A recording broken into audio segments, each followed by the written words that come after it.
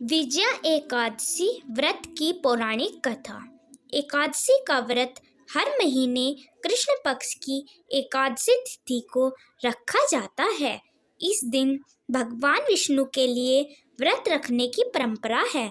मान्यता है कि इस दिन भगवान विष्णु की पूजा की जाती है और उनके निमित्त व्रत रखा जाता है। ऐसा करने से शुभ फलों की प्राप्ति हो सकती है। ऐसे में विजय एकादशी के दिन पूजा के साथ साथ इस व्रत कथा का पाठ जरूर करना चाहिए। श्री कृष्ण ने कहा है कि एक बार नारद जी ने अपने पिता ब्रह्मा जी से फाल्गुन माह के कृष्ण पक्ष की एकादशी के बारे में पूछा, तो ब्रह्मा जी ने कहा कि उन्होंने कभी भी इस व्रत के विधान को किसी से नहीं कहा है। विजय एकादशी व्रत सभी पापों का नाश करती है और मनुष्यों को विजय प्रदान करती है। यह सभी व्रतों में उत्तम व्रत है। विजय एकादशी व्रत का उपवास पूर्व के पाप तथा वर्तमान के पापों को नष्ट करने वाला है। यह उपवास करने वाले सभी मनुष्यों को विजय प्रदान करता है। अब श्रद्धा पूर्वक कथा का श्रवण करो।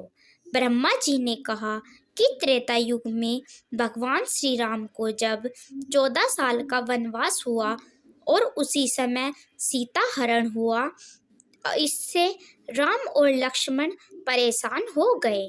हनुमान ने सीता जी का पता लगाया। तब श्री राम वानर सेना के साथ समुद्र पार तट पर गए और विशाल समुद्र को पार करने की युक्ति सोचने लगे। तभी लक्ष्मण ने कहा कि हे प्रभु, यहाँ से कुछ दूरी पर वकदालभ्य ऋषि रहते हैं, आप उनके पास जाकर समुद्र पार करने का उपाय पूछे। तब श्री राम वकदालभ्य ऋषि के पास गए और उनको प्रणाम करके लंका विजय के लिए समुद्र पार करने का उपाय पूछा।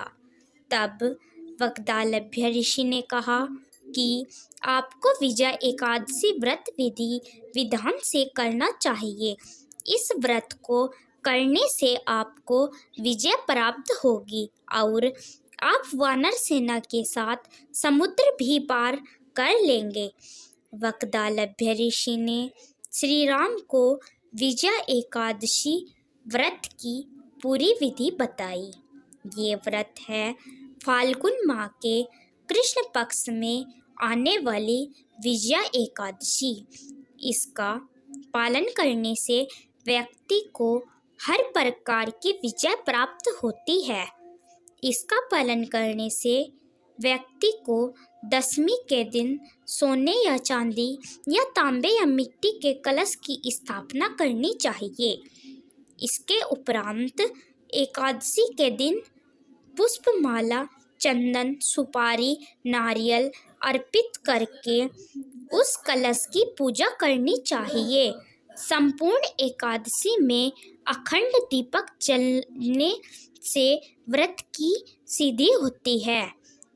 उसे अगले दिन द्वादशी के दिन किसी नदी के किनारे जाकर इस कलश की पूजा की जानी चाहिए और फिर उसे किसी ब्राह्मण को दान देना चाहिए। इस प्रकार व्रत का पालन करने से आपकी विजय अवश्य होगी। वकदालभ्य ऋषि के अनुसार प्रभु श्री राम ने अपने सेनापतियों के साथ विजय एकादशी व्रत विधि पूर्वक किया।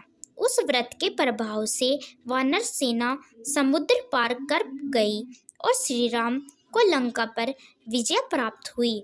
इस संपूर्ण कथा को सुनाने के बाद भगवान श्री कृष्ण कहते हैं, हे राजन, जो व्यक्ति इस विजय एकादशी व्रत की कथा को पढ़ता है या सुनाता है, उसे अश्वमेघ यज्ञ का फल प्राप्त होता है। उन्होंने कहा कि आपको अपने सभी सेनापतियों के साथ इस व्रत का विधि पूर्वक करना चाहिए, विजय अवश्य प्राप्त होगी। तब श्री कृष्ण ने कहा कि हे धर्मराज, जो व्यक्ति इस व्रत का करता है और अपने लक्ष्य में सफलता प्राप्त होती है, शत्रु पर विजय मिलती है। जो भी व्यक्ति इस व्रत के महत्व को सुनता है उसे भी इसका वाजपेय यज्ञ का फल प्राप्त होता है। दोस्तों, आपको यह विजय एकादशी व्रत कथा कैसी लगी कृपया कमेंट करके ज़रूर बताएं और लाइक, शेयर और चैनल को सब्सक्राइब करना ना भूलें।